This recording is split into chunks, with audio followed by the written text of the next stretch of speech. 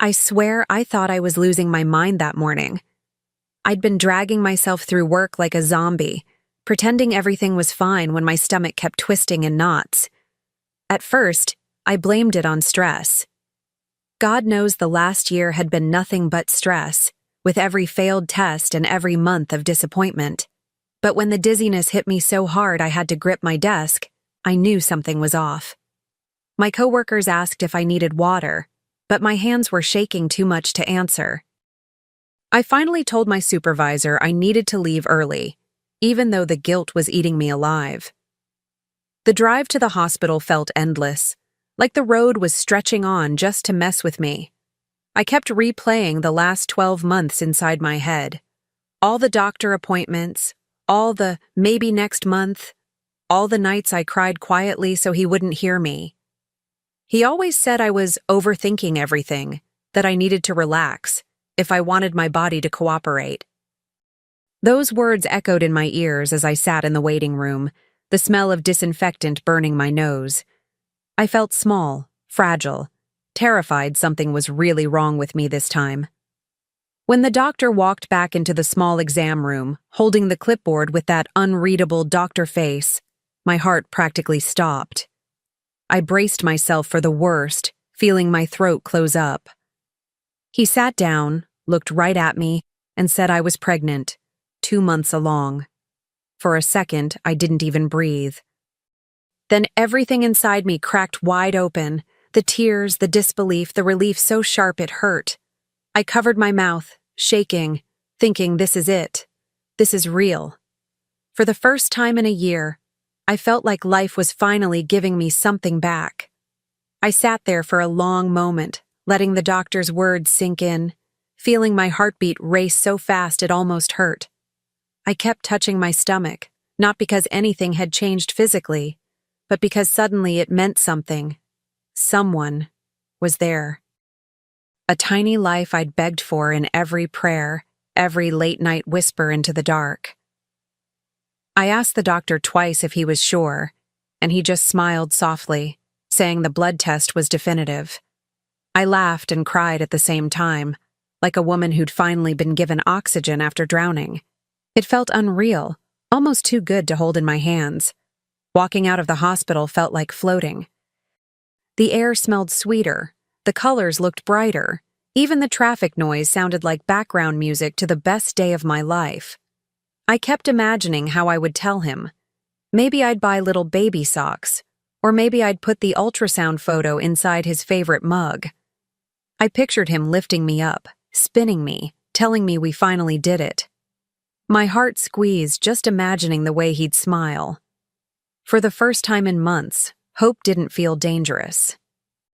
I got in the car and placed both hands on the steering wheel, but I couldn't start it right away. I was crying too hard. Happy tears, real happy tears, and wiping them with the back of my hand like some emotional mess. I kept saying, "Oh my God, over and over, half laughing. I wanted him to be the first person to know, the very first. So I pulled myself together, started the engine, and headed home with this warm secret inside me, ready to finally share joy instead of disappointment. The closer I got to our street, the more excited I became. I kept smoothing down my hair, checking my reflection in the rearview mirror, as if I needed to look a certain way to deliver the biggest news of our lives. My cheeks were flushed, my eyes still a little swollen from crying, but there was a glow there. Something I hadn't seen in myself in so long. I whispered to my belly again, promising that everything was going to be different now. That we were finally stepping into the life we'd dreamed about. When I pulled into the driveway, I noticed his car already there. My heart skipped. Perfect. I wanted to tell him face to face, not over the phone like some rushed announcement. I grabbed my purse, steadied my breathing, and walked toward the front door, imagining how his expression would change when the words left my mouth. I didn't even think twice when I heard faint noises inside, muffled sounds coming from somewhere down the hall. I smiled, thinking maybe he was on a call or watching something. But as soon as I stepped in, something felt off. The house didn't sound right. It had a rhythm that didn't belong to us. A soft thump, a breathy laugh, something that made my skin prickle. I froze in place, my fingers tightening around my purse strap. That warm little bubble of joy inside me trembled. The sounds came again, louder this time, unmistakably intimate. And in that moment, standing in my own living room with the best news of my life still sitting on my tongue, I felt the air leave my lungs completely. I don't even remember how my legs carried me down that hallway. Every step felt like I was walking into a nightmare I hadn't signed up for. The closer I got, the clearer the sounds became. His voice, low and breathless, mixed with a woman's soft moans. My stomach twisted so violently I thought I'd collapse right there. I kept telling myself there had to be some explanation, something that made sense. But deep down, in that instinctive place we don't like to admit exists, I already knew. I think my heart broke before I even opened the door. When I finally pushed it open, the world didn't just shatter, it detonated. He was there, tangled with her on our bed, as if that room hadn't been a cemetery for our disappointments and whispered prayers for an entire year. They didn't even notice me at first. They were too wrapped up in each other. When he finally turned and saw me standing there, his face went white, then red, then something ugly in between. And instead of shame or shock or apology, the first thing he said was that I should have texted before coming home early, like I was interrupting a meeting. She scrambled off the bed, grabbing her clothes with this panicked gasp, but even in the chaos, I saw things that made my chest cave in further. Her necklace on my nightstand, an open wine bottle on the dresser, their clothes mixed together on the floor. This wasn't a one-time slip. This was practiced, familiar. I felt myself go completely silent, like my voice had been vacuumed right out of my lungs. And he kept talking, saying I was overreacting, that if I hadn't been so obsessed about getting pregnant, he wouldn't have felt so pushed away. I stood there, gripping the doorframe so hard my knuckles went numb, trying to hold myself upright as his words kept getting worse. He actually said I'd made the house unbearable with my sadness, as if the failed tests had been some kind of personal offense to him. He said he needed comfort, and she just happened to be there. Hearing him twist my pain into his excuse felt like being peeled open. He wasn't even trying to hide his irritation. He was treating the whole thing like an inconvenience he now had to manage. The other woman wouldn't even look at me. She kept her head down, face flushed, mumbling something about not knowing I'd be home. But the way she moved around the room, too comfortable, too familiar, told me everything. My chest felt tight, a burning pressure right behind my sternum, like my ribs were trying to crush my own heart. I wanted to scream, shout, throw something, but instead, I just shut down. Completely. The joy I'd been carrying from the hospital evaporated so fast it left me cold all over. He walked toward me, holding up his hands like I was the one being unreasonable. He said we could talk about this like adults, that I should calm down, because I was making a scene. A scene. In my own damn house. Something inside me snapped quietly, not a loud break, but a small internal click, like a lock turning in a door. I realized I couldn't tell him. Not now. Not like this. The pregnancy, the dream, the miracle I'd held close to my heart, it suddenly felt like something too pure to stain with his presence. I stepped back from him, feeling this strange calm spread through my body. Cold, steady, almost frightening in how controlled it felt. He kept asking why I wasn't saying anything, why I was just staring like that. But his voice sounded distant, muffled, like I was underwater. I didn't owe him a single word in that moment, not with the smell of another woman's perfume still hanging in the air of the bedroom where I'd once prayed for a family with him. So I just turned around and walked out, leaving him mid-sentence. He shouted after me, accusing me of walking away from the problem, saying that if I left now, it would only make things worse. Worse. As if anything could possibly be worse than the image of him on top of her burned into my brain. I didn't respond. I couldn't. I grabbed my keys with hands that weren't even trembling anymore and headed straight for the door. Behind me, I heard him telling her to wait in the room while he followed me, like she was some hidden accessory he could put back in a drawer. Outside, the air felt sharp and cold, even though it wasn't. I leaned against my car for a second, trying to breathe, trying to understand how joy and devastation could collide so violently in the span of 1 hour. My hand instinctively covered my stomach, and something inside me whispered that he didn't deserve this child. Not the news, not the hope, not the future tied to it. I slid into the driver's seat, shut the door, and let the silence swallow me whole. And in that heavy, suffocating quiet, I realized I had a decision to make, one that would change every piece of my life moving forward. I sat there in the car, gripping the steering wheel like it was the only thing holding me together. My breath came out in these short, shaky bursts, and for a moment I thought I might actually throw up. Not from morning sickness. This was heartbreak sickness, the kind that makes your whole body revolt. Tears blurred the windshield, but I didn't sob. It was quieter than that, almost hollow, like something inside me had snapped so cleanly it left only silence behind. And in that silence, memories began flooding in without mercy. I remembered the early days of our relationship, when he chased me like I was the only woman on earth who mattered. The way he'd show up at my door with takeout, the inside jokes, the promises whispered into my hair. I remembered the night we got married, how he'd held my hands during our vows, telling me we were in this together forever. And then came the first months of trying for a baby. How excited he pretended to be. How he said he couldn't wait to be a father. Every red flag I'd ignored suddenly lit up like fireworks inside my mind. Then the darker memories surfaced. The way he used to blame me for being too emotional after every negative test. How he insisted I should stop stressing if I wanted my body to cooperate. The nights he stayed out late and brushed it off by saying I was paranoid. God, I felt so stupid for believing him, for twisting myself into knots to keep our marriage afloat. Sitting there, with the weight of betrayal pressing down on me, it hit me.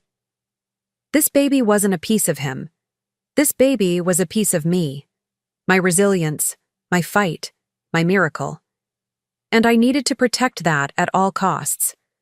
I wiped my face with the sleeve of my shirt, but more tears kept slipping out. Unstoppable. It wasn't just sadness anymore. It was anger, raw and sharp, rising from a place inside me I didn't even know existed. I felt it tighten my throat, warm my cheeks, straighten my spine. For a year, I'd carried guilt like a stone strapped to my chest, thinking I was the one failing us. And there he was, betraying me in the cruelest way possible while I blamed myself for not giving him a baby. The irony tasted bitter on my tongue. Almost without thinking, I reached for my phone. My hands were steadier than I expected as I scrolled to a name I hadn't used in months. Marissa, my attorney friend. I stared at her contact photo for a long second, remembering the conversation we'd had before my wedding. She was the one who insisted on including the infidelity clause in the prenup, saying it was just smart, not cynical. Back then, I laughed and told her I'd never need it.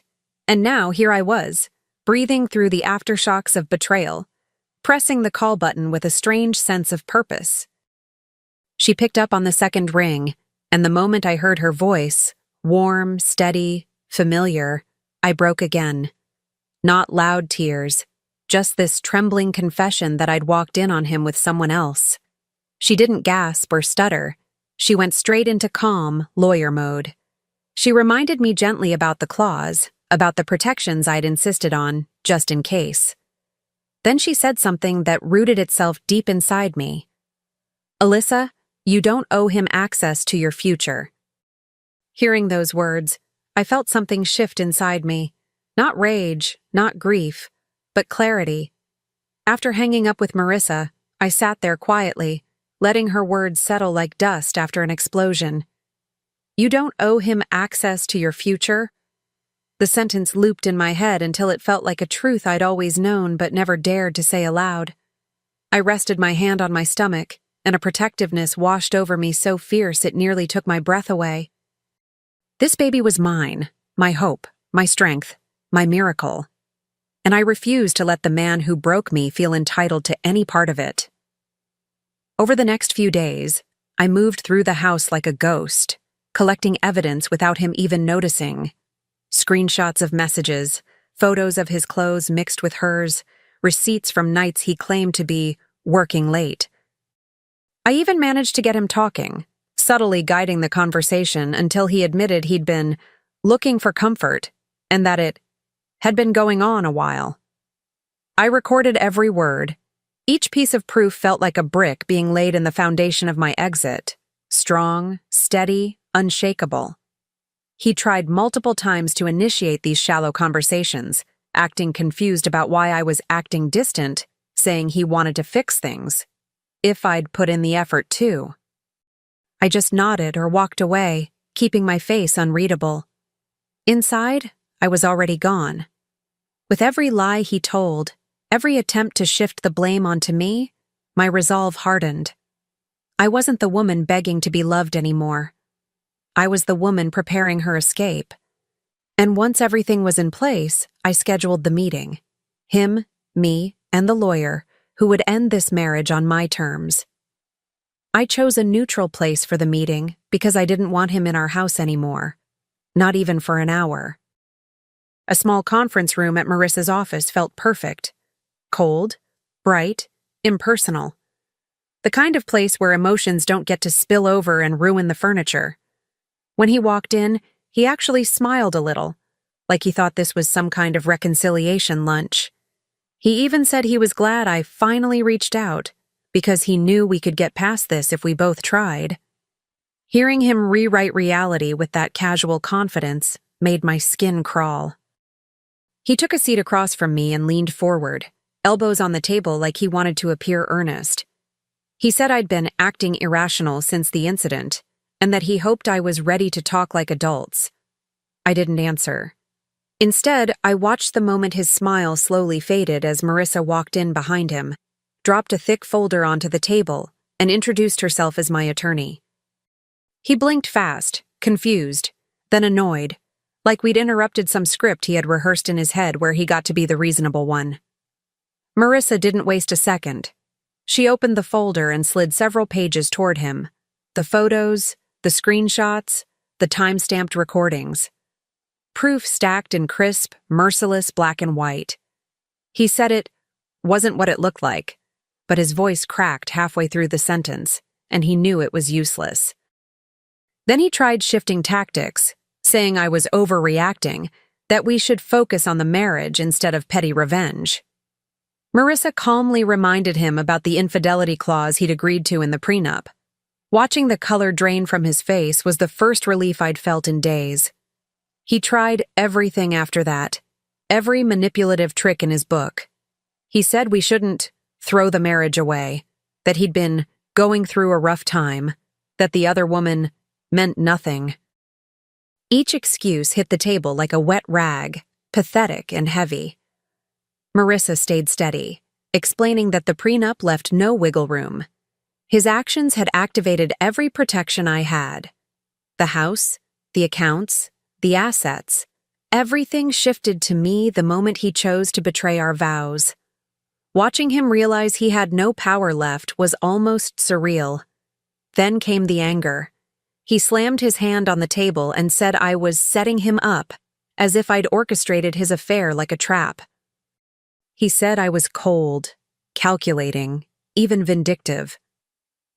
All in reported speech, his insults felt like echoes, not daggers. He kept insisting I was making a huge mistake, that I'd regret ruining his life over something fixable.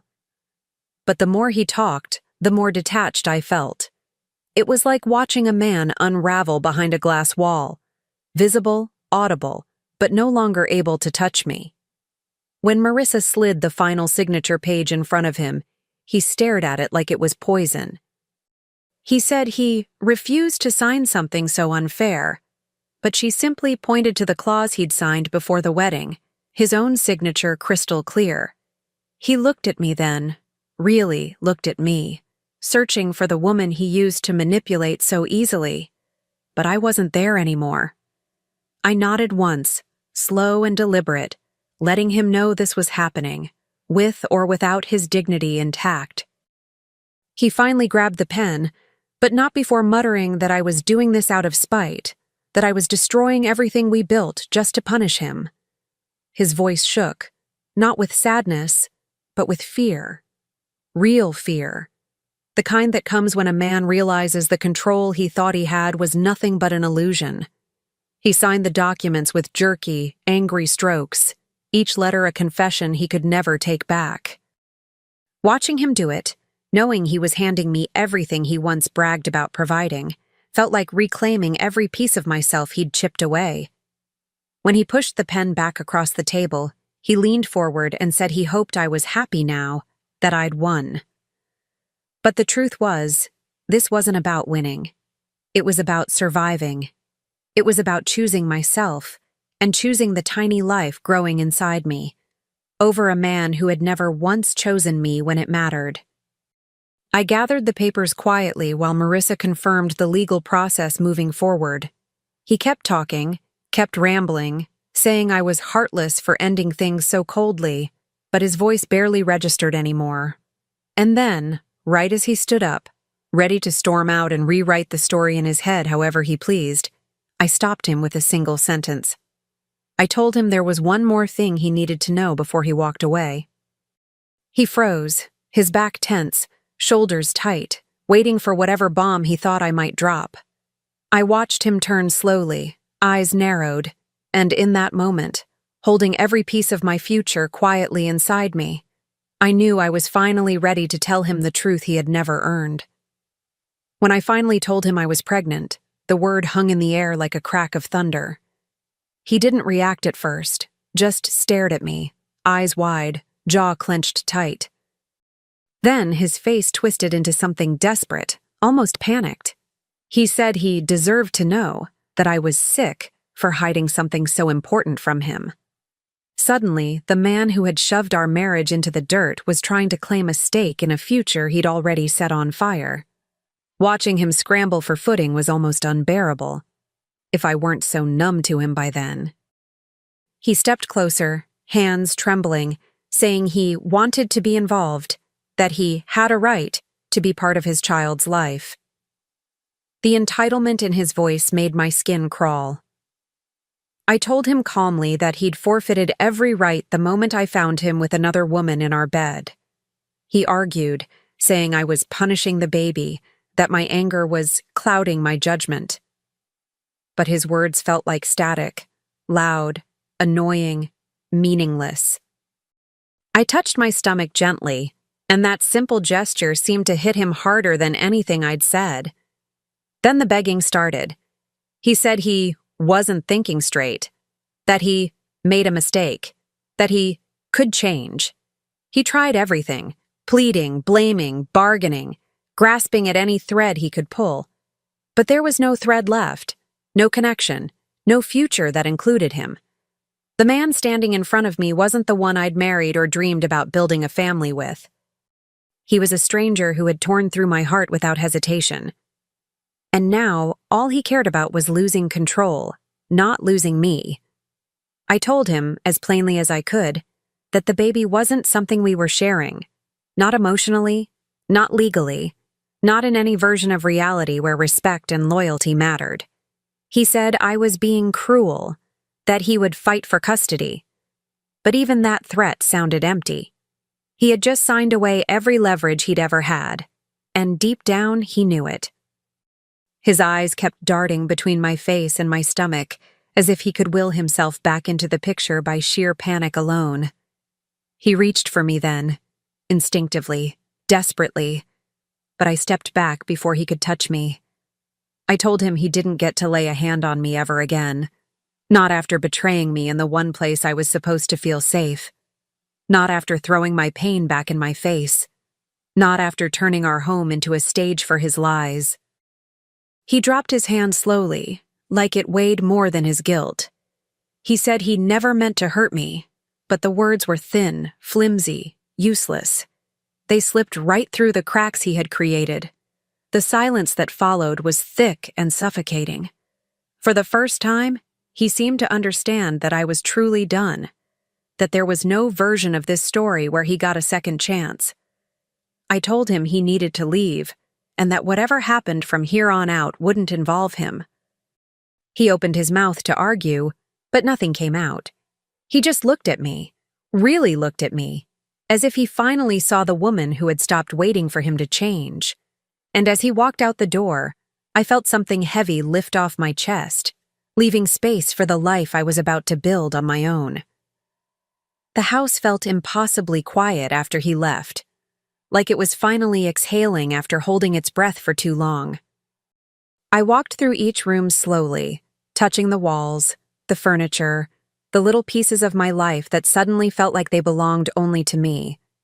For months, this space had felt heavy, dark, suffocating, filled with tension I couldn't name. Now, it felt like a blank canvas, waiting for something new, something tender. I placed a hand over my stomach again, and the quiet didn't feel empty. It felt peaceful. Over the next days, I started reclaiming my routines. I made coffee in the mornings without feeling watched or judged. I opened the windows and let the air flow through the house like a cleansing. I started reorganizing the spare room, not because I was ready to decorate yet, but because I needed to clear out the things that reminded me of who we used to be. Every small task felt like stitching myself back together. The pain was still there, yes, but it didn't own me anymore. It didn't define the path I was on. One afternoon, I stood in that spare room holding a tiny onesie I had impulsively bought the day after the hospital visit. Soft and white, with little stars across the front. I laid it gently in the crib, my first real step into motherhood on my own terms. My throat tightened, but this time it wasn't from grief. It was from hope. Pure, quiet hope. I whispered to my baby that we were going to be okay, that I would give them a life filled with love, safety, and peace. And for the first time since everything fell apart, I truly believed it. Months later, when I finally held my baby in my arms, the world felt like it had clicked back into place. The first cry echoed in the delivery room, soft but strong, and something inside me healed in a way I can't quite put into words. I stared at that tiny face, those perfect fingers curling around mine, and all the scars on my heart felt distant. Not erased, but softened. My baby didn't just arrive. They brought light with them. A light that filled every corner of the life I was rebuilding. Home became a sanctuary again. The soft smell of baby lotion, the quiet hum of the rocking chair, the gentle rhythm of new motherhood, it all wrapped around me like a warm blanket. Some nights, when I fed my baby in the stillness of dawn, I'd think back on the path that brought me here. The betrayal still stung, but it no longer defined me. His name didn't echo in my home anymore. He tried reaching out a few times, texts, calls, even an email saying he deserved a chance to be involved. I blocked all of it without a second thought. I learned something through all of this. Sometimes the family you dream of doesn't look like the one you planned. Sometimes it's smaller, quieter, but infinitely stronger. My home isn't broken. It's peaceful. My future isn't uncertain. It's mine. As I watch my baby sleeping, their little chest rising and falling, I know one thing with absolute certainty. I didn't just survive what he did to me. I turned it into the beginning of the life I always deserved. And this time, I'm not sharing it with anyone who hasn't earned the right to be here.